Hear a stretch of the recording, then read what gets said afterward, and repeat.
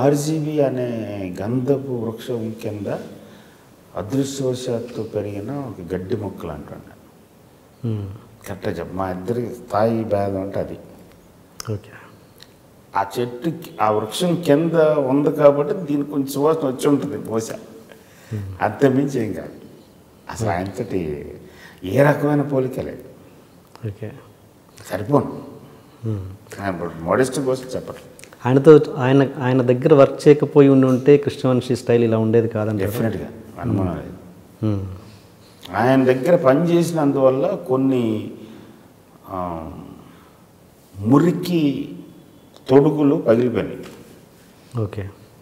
అంత గొప్పగా ఇన్స్పైర్ చేసిన ఆర్జీవి గారితో మీకు ఎందుకు విభేదాలు వచ్చాయి? అప్పుడు ఎప్పుడు రాలేదు. ఎప్పుడు రాలేదు. విభేదాలు లేవు. ఇప్పుడు విభేదం వేరు, డిఫరెన్స్ ఇన్ ఐడియాలజీస్ వేరు. ఓకే. ఏ విషయంలో? కరెక్ట్గా చెప్పాలంటే అంత ప్రామినెంట్ మ్యాటర్ ఏం కాదు. గులాబీకి ముందు అనగనగా ఒక రోజు టైంలో క్రియేటివ్ డిఫరెన్సెస్ వచ్చినాయి. ఆయన సినిమా ఎలా ఉండాలంటే నేను ఎలా ఉండాలంట. ఓకే. ఎందుకు నువ్వు నా మాట వింటలేదు అని అంటారు. సార్ గులాబీకి ముందు అనగనగా ఒక రోజు అనే సినిమాకి ఫస్ట్ సోకాల్డ్ రిఫ్ట్ అనేది మేబీ సోకాల్డ్ రిఫ్ట్ అనే మాకేం కాదు. అక్కడ స్టార్ట్ అయినా ఇలాగైతే నేను చేయను సార్ అన్న. చేయకపోతే అలా కూడా నేను కదా ప్రొడ్యూసర్నే అంటే ప్రొడ్యూసర్ అని ఫోర్స్. ఇలాంటిది ఏదో చిన్నది ఒక ఫన్ ఆర్గ్యుమెంట్ ఓకే జరుగుంటుంది. తర్వాత because of my lack of experience or my over enthusiastic nature డెఫినెట్గా బడ్జెట్ కంట్రోల్ తప్పదు. ఒక కొత్త డైరెక్టర్ మీద ఒక కొత్త హీరో మీద ఎంతవరకు వెళ్ళగలగాలో వెళ్ళకుండా ఇంకా దాటి వెళ్ళిపోయాను. 2 సార్లు వార్న్ చేశాను, ఇది కరెక్ట్ కాదు ఉంచి బడ్జెట్ క్రాస్ అయిపోతుంది, చూసుకో అన్న. ఓకే. ఆయన అప్పటికే హిందీ దాంట్లో బిజీగా ఉన్నారు. అయినా సరే నాకు అర్థం కాలేదు, పట్టుకుంటే వెళ్ళిపోతున్నాం. సో 5 డే వచ్చి ఆయన ఎగ్జిక్యూటివ్ ప్రొడ్యూసర్ తోటి అకౌంట్స్ చూసుకుని ఇది కరెక్ట్గా వర్కౌట్ లేదని నన్ను పిలిచి చెప్పేశారు, వద్దు ఇంకా రేపు నుంచి నీకు అర్థం కావట్లేదు నేను చెప్తున్నది, నువ్వు మానే. సరే ఓకేనా అని. సరే అయితే నువ్వు ఇక్కడ ఉండొద్దు అని అన్నా. ఇక్కడ ఉండకుండా ఎక్కడికి వెళ్తాను మరి, ఇప్పుడు ఏం చేస్తాను? ఏం చేయటం ఈ సినిమా జరుగుతుంది కదా, దానికి అసిస్టెంట్ డైరెక్టర్ చేస్తాను. మీ దగ్గర ఎప్పుడు అసిస్టెంట్ డైరెక్టర్గా ఉన్నాను కదా, చేయగలవా అన్నారు. చేయలేకపోవడానికి ఏముంది అన్నది, అసలు అంటే వెరీ బిగ్ డీల్ కాదు అనిపించింది. కంటిన్యూ అయిపోయాను. ఆ తర్వాత మళ్ళీ గులాబీకి ఇంక ఇప్పుడు ఈయన దగ్గర కుదరట్లేదు కాబట్టి బయట ట్రై చేస్తుంటే ఆయనే పిలిచి బయట ఎక్కడ ట్రై చేయడం అంటే కథ అంతా కరెక్ట్గా ఉంది. లేదు లాస్ట్ టైం స్క్రిప్ట్ కరెక్ట్గా లేదని కదా నేను పడుతున్నది, కరెక్ట్గా ఉందంటే వచ్చి చేసాను. నేను కథ మీకు చెప్పను, చెప్పకపోతే ఎలా కూరుతుందా? సార్ మీ ఐడియాలజీ వేరు, నా ఐడియాలజీ వేరు, నేను అంతే కదా, ఇది మీకు నచ్చకపోవచ్చు. సరే అయితే కథ లేకుండా చేసుకుందాం, నువ్వు నాకు కథ చెప్పద్దు, బడ్జెట్ చెప్పు, బడ్జెట్లో ఫినిష్ అయ్యావు, కానీ నువ్వు డైరెక్టర్ నా పేరుతో వెళ్ళాలి, అదే అని ఫిక్స్ చేశారు. Okay sir, that's more than what I wanted. అలా గులాబీ వచ్చింది. గులాబీ మొత్తం డబుల్ పోస్టర్ చూసి ఈ రేజ్డ్ సమ్ అబ్జెక్షన్స్. అక్కడ కొంత ఫ్రిక్షన్ ఉంది. It's not a rupture, okay, it's a friction. This is not how a film should be. He's very clear, he's not attacking me, he's telling film ఇలా ఉండకూడదు, నువ్వు develop చేసిన emotion ఇలా end అవ్వకూడదు, ఇలాగ ఫ్లో ఉండకూడదు, it should be something else. So after 15 days I could see that and then I started reworking. But ఇలా చెయ్యని ఎప్పుడు చెప్పలేదు. That's the greatest thing with him. Okay. ఆయన చెప్పిన కరెక్షన్స్తో రిలీజ్ అయిందా కాలేదు? ఆయన చెప్పిన కరెక్షన్స్తో రిలీజ్ అయింది. చెప్పిన కరెక్షన్స్ అంటే ఇలాంటి కరెక్షన్స్ చెయ్యని చెప్పలా, ఇక్కడ తప్పు ఉంది అని అన్నాడు. ఓకే ఓకే, ఇది కరెక్ట్ కాదు, ఇక్కడ తప్పు ఉంది, ఇక్కడ తప్పు ఉంది, ఇక్కడ తప్పు ఉంది. సో నాకు తెలిసిందంటే డైరెక్ట్ అయిన సినిమా రిలీజ్ ఆడియన్స్తో సహా కలిసి చూశారని కాదు, బిఫోర్ చూశారు. Okay okay. అండ్ మీరు అన్నారు అనగనగా ఒక రోజు నుంచి తీసేసిన తర్వాత అసిస్టెంట్ డైరెక్టర్ మళ్ళీ కంటిన్యూ అయ్యారని. అది చేయాలంటే నిజంగా చాలా ప్రాక్టికల్ మనిషి అయి ఉండాలి. అది అంతేగా ఒక డైరెక్షన్ చేసిన సినిమాకి అప్పటి వరకు కూడా నేను డైరెక్ట్ చేస్తున్నా ఆ సినిమాకి, నేను అసిస్టెంట్ డైరెక్టర్ లాగా ఉండేవాడిని. That's my boss company. ఆ ప్రొడక్షన్ హౌస్లో వీఆర్ ఆల్వేస్ ది సేమ్. ఒక్కొక్కసారి బాస్ షూటింగ్స్లో కూడా రెండు సాయంత్రం నాకు అర్జెంట్గా నాకు ఏదో టూత్ పెయిన్ ఉంది, ఓకే ఈ సీక్వెన్స్ చేసి అని చెప్పి వెళ్ళిన రోజులు ఉన్నాయి. అప్పుడు ఆయన బాస్ తోటి చెప్పి, సార్ ఇది క్లోజ్ షర్ట్, ఇది వైట్ షర్ట్, ఇది ఇక్కడ ట్రావెల్ అనుకుంటున్నాను, ఇక్కడ ఏమనుకుంటున్నాను, ఇక్కడ ఈ డైలాగ్ ఇలా ఉంటుందని మేము చెప్తా చూసి ఆయన ఓకే ఇది పర్ఫెక్ట్ చేసి వెళ్ళిపోతున్నానంటే చేసాం. బట్ అప్పుడు మేము డైరెక్టర్ అని ఫీల్ అవ్వాలి. ఓకే, మేము ఎందుకన్నా అంటే నేను తేజ కూడా ఉండేవాడు అక్కడ. మా శివనాశ్వరరావు గారితో యాక్షన్ కరెక్ట్ చెప్పించేవాళ్ళం. అది మామూలుగా సాధారణ పెద్ద డేట్లు ఎక్కడైనా జరుగుతూ ఉంటుంది. సో అలాగే అనుకున్నాను అనగానే ఒక రోజు కూడా. సో అదే మళ్ళీ ఈసారి మళ్ళీ బాస్ వచ్చాడు. బట్ అనౌన్స్ చేశారు కదా, పేపర్ అనౌన్స్మెంట్ వచ్చిన తర్వాత ఎంత కొంత లోపల ఒక చిన్న ఫీలింగ్ ఉంటుందిగా, ఉండదా? రాలేదా మీకు ఏమాత్రం? అంత రాలేదు, బట్ ఏమొచ్చిందంటే గిల్ట్ వచ్చింది. అదే మంచి ఛాన్స్ పోగొట్టుకున్నాను, ఇంతకాలం కష్టపడి ఈ స్టేజ్ నేను తెచ్చుకోలేకపోయాను. What I did is the wrong thing, definitely it's a mistake, I should correct it. ఇప్పుడు ఆల్రెడీ దెబ్బ పడిపోయి నేను ఆల్మోస్ట్ మిగతా వాళ్ళందరూ ఆటోమేటిక్గా రాము గారే తీసేసారంటే ఇంక మిగతా వాళ్ళు ఎవరు చూస్తారు? లేదు మళ్ళీ మనం బయట రావాలి, హ్యావ్ టు కమ్ అవుట్ అనే ఒక డిటర్మినేషన్తో చేసింది గులాబీ, టు రీసరెక్ట్ మై సెల్ఫ్.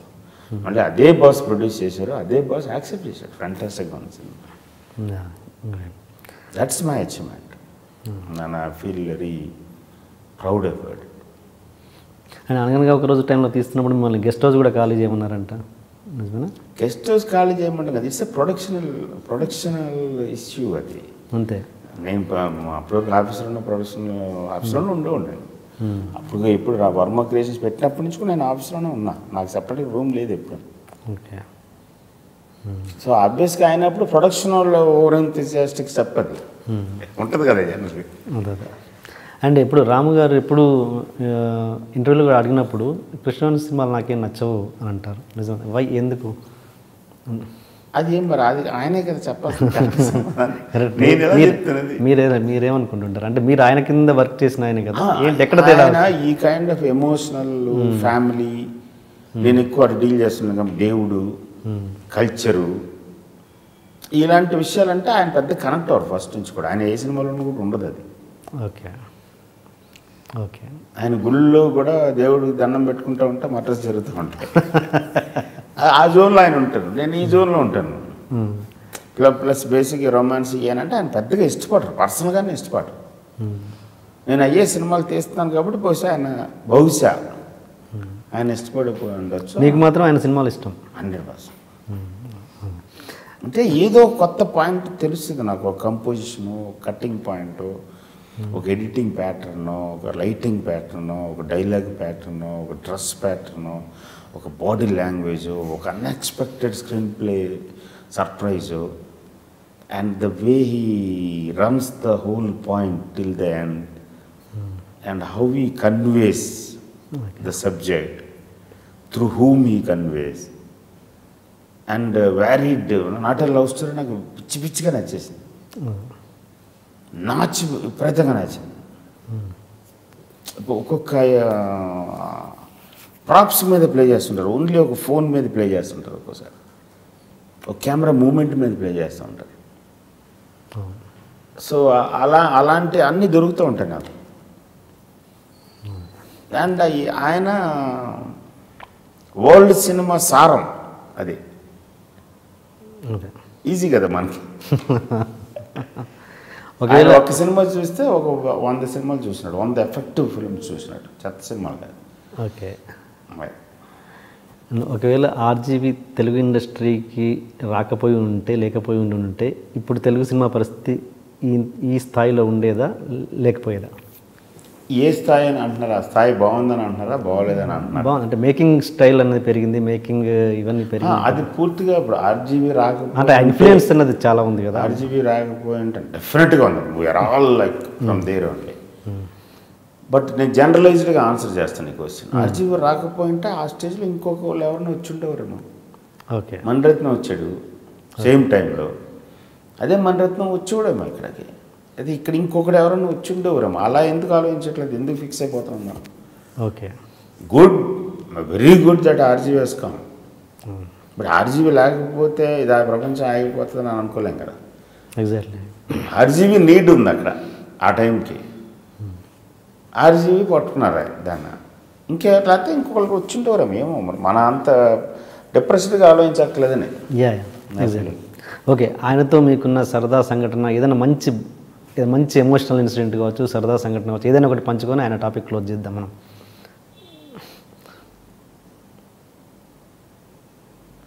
సరదా సంఘటన అంటే చాలా ఉన్నాయి. చాలాసార్లు నా మీద జోకులు వేస్తుంటారు, నాకు కూడా బాగుంటుంది ఆయన దగ్గర ఉంటే. పర్టికులర్గా బాగా ఇదంటే మా ఇద్దరి మధ్య నాకు ఎప్పుడు చాలా ఇన్స్పైరింగ్గా ఉండేది, లేదా దాన్ని ఏమంటాం, ఐ డిడ్ దిస్ అనేది. అంటే బాస్ తోటి నాకు బాస్ అంటూ ఉన్న ఒపీనియన్ మీకు చెప్పాను కాబట్టి. So everywhere even a small look from him makes a lot of difference. Maybe పెద్ద పెద్ద అవార్డుల కంటే కూడా ఎక్కువగా ఉంటుంది. అలాంటి ఆయన గులాబీ సినిమా అయిపోయింది, సాంగ్స్ అని అనుకున్నప్పుడు ఊరికనే జనరల్ దాంట్లో ఏంటి సాంగ్స్ ఎక్కడ చేస్తున్నావు అంటే, ఇలాగా బైక్ మీద ఒక సాంగ్ చేస్తాను అని పాట అనిపించింది. బైక్ మీద తర్వాత అన్న క్యాజువల్ కాదు, it is not like as a producer director అడుగుతున్నాడు. కాదు మొత్తం తర్వాత కూడా బైక్, తర్వాత కూడా బైక్, అది కాదు పాట, మొత్తం పాట బైక్ మీద. మొత్తం పాట బైక్ మీద ఎలా ఉంటుందా అంటే, అప్పటికి ఉన్న ఫిజికల్ రెఫరెన్సెస్ ఒకటి షోలే, ఏ దోస్తి, ఇంకొకటి ఆరాధనలోనూ ఇందులోనూ మన రాజేష్ ఖన్నా పాట మొత్తం దాని మీద తీస్తే బోర్ కొట్టేస్తుంది. వచ్చి పిచ్చాన్ని కేవలం ఇది ఒక 3 hours జరిగిన డిస్కషన్. లేదు బాగుంటుంది సార్, నేను చెప్పలేకపోతున్నాను ఆయన దగ్గర ఎలా చెప్తాం, హనుమంతుని ముందుకు ఉప్పు గంతులాగా ఈ షార్ట్ ఇలా కట్ అది చెప్పలేం కదా. లేదు సార్ అది లేదు ఏంటిది బడ్జెట్, అప్పుడు మా ఇద్దరి మధ్య బడ్జెట్ ఇది ఉంది కదా, కమిట్మెంట్, దాని గురించి ఆలోచించద్దు, ఆ సంగతి మర్చిపో, నీకు I will give you another 10 lakhs or 20 lakhs, go to Andaman. 2 songs అన్నా కదా, 2 songs షూట్ చేయాలి. లేదు సార్ నాకు చాలు, నేను ఇక్కడే అరకులో. కాదు ఉంచే నా మాటను నేను చెప్తున్నా కదా సార్, నాకు అర్థమవుతుంది సార్ మీరు చెప్తున్నది, కానీ నేను మీకు అర్థమయ్యేలాగా చెప్పలేకపోతున్నాను. మూర్ఖుడు నువ్వు, చెప్పితే వినవు, నీకు ఏదైతే అదే ఏంటిది కరెక్ట్ కాదు అన్నా. సరే సార్, సరే సాగు అని ఇదే జరిగింది. ఇది నైట్ 2:33 జరిగింది. మర్నాడు ఈవినింగ్ వీ వెంట వైజాగ్ పాట చేస్తే ఎడిట్ చేశాను, చూపించి ఒకసారి. అప్పటికి రంగీలాకి ఆమీర్ ఖాన్ తీసుకొచ్చి ఇక్కడ ప్రసాద్ డబ్బింగ్ థియేటర్లో డబ్బింగ్ చేపిస్తాను రాము గారు. ఆ గ్యాప్లో బాస్ చూడండి రా, అన్నపూర్ణ ప్రివ్యూ థియేటర్ ఉంది, మేము అన్నపూర్ణలో ఉండేవాళ్ళం థియేటర్లో. సాంగ్ చూసి సైలెన్స్, మాట్లాడదాలే. నేనేమో వెనకాల నిలబడన్నాను, ఏమంటాడు బాస్, ఆయన్నే చూస్తున్నాం. ఆయన చూస్తే పెద్ద కళ్ళు కదా, చూస్తాను. ఏంటి అయిన తర్వాత మళ్ళీ ఏమన్నట్టు తప్పండి అమ్మ దొరికేసాము, ఇక్కడి నుంచి ఇక్కడికి తీసే, ఇక్కడి నుంచి ఇక్కడికి తీసే, ఇది ఇక్కడ చెయ్యి, ఇది ఇలా చేయి, ఇది కరెక్ట్ కాదు. ఇది నేను ట్రైన్ గబగబ పరిగెత్తుకుంటే పైన ప్రొజెక్టర్ రూమ్లోకి వెళ్ళి మళ్ళీ లోడ్ చేసి కిందకి పరిగెత్తుకుంటూ వచ్చిన అయ్యింది. అప్పుడు లేచి ఇక్కడి నుంచి సారీ అనేసి, ఈ విజన్ నేను చూడలేకపోయాను. బాక్సులు తీసుకుని అర్జెంట్గా నాతో పాటు రాను, క్యాన్లు ఎక్కడికి రమ్మంటే తెలియదు, క్యాన్లు తీసుకుని అంత కారు ఎక్కితే ప్రతాప్ డబ్బింగ్ థియేటర్కి వెళ్ళి అక్కడ డబ్బింగ్ అమెరికన్ చెప్తుంటే ఆఫ్ చేసి యూ షుడ్ సీ దిస్ అని అక్కడ లోడ్ చేయించి పాట వేయించి నన్ను పిలిచి మా ఇద్దరి మధ్య జరిగిన ఆర్గ్యుమెంట్ చెప్పారు. ఐ వాజ్ డెడ్ ఎగ్నెస్ట్ అని. See what this boy did అంటే ఆమీర్ లైక్ మళ్ళీ ఆడు ఇంకో 3 సార్లు వేసుకుని fantastic. That's one very memorable incident. అంటే ఫస్ట్ ఆఫ్ ఆల్ నేను ఆయన చెప్పింది జరగలేదు అనే దానికంటే కూడా ఆ మ్యాగ్నానిమిటీ, యాక్సెప్టింగ్ దాట్, అంతే కదా. And appreciating that is Ramagopal, understanding it. అదే అది అలా చూడలేదు చాలా బాగా. బట్ ఆయన అంతే మూర్ఖంగా చేస్తూ